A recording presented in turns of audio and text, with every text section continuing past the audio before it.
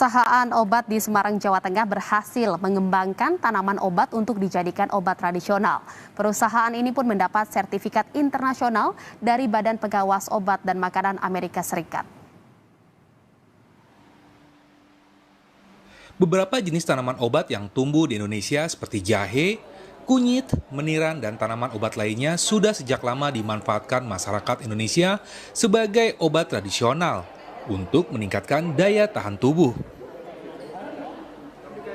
Melihat potensi itu, Badan Riset dan Inovasi Nasional atau BRIN mendorong perusahaan-perusahaan farmasi di Indonesia untuk mengembangkan dan menggali potensi tanaman obat tradisional sebagai bahan baku obat. Hal ini dilakukan guna mengurangi ketergantungan bahan baku obat impor. Nah, jadi kami memang mendukung. Kita kan di BRIN itu bagian riset, ya, penelitian dan pengembangan. Artinya mendukung untuk kemandirian bahan baku obat. Nah, kadang-kadang kita lihat sendiri pada saat COVID itu kadang-kadang kita terpengaruh dengan bahan baku obat dari impor karena hampir 90% itu impor. Nucleus Pharma menjadi satu-satunya perusahaan farmasi di Indonesia yang telah menerapkan penggunaan bahan baku obat dari tanaman tradisional yang tumbuh di Indonesia. Atas upayanya itu, Nucleus Pharma mendapat sertifikat dari Food and Drug Administration atau Badan Pengawas Obat dan Makanan Amerika Serikat.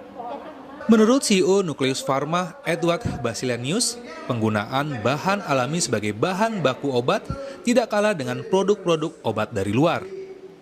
Dan kita ingin maju bahwa produk-produk kita itu produk yang aman, yang kualitas hampir sama dengan produk yang di luar. Jadi kalau kita itu ingin bahwa itu kita mendapatkan fasilitas yang namanya sertifikat FDA atau register fasilitas FDA, itu kita mau bahwa kedepannya produk kita bisa dipakai sama ekspatriat yang ada di Indonesia.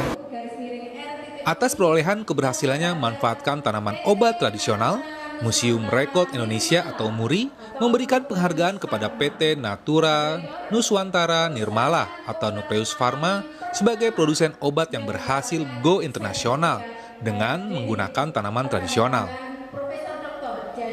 Heri Widodo, Kompas TV Semarang.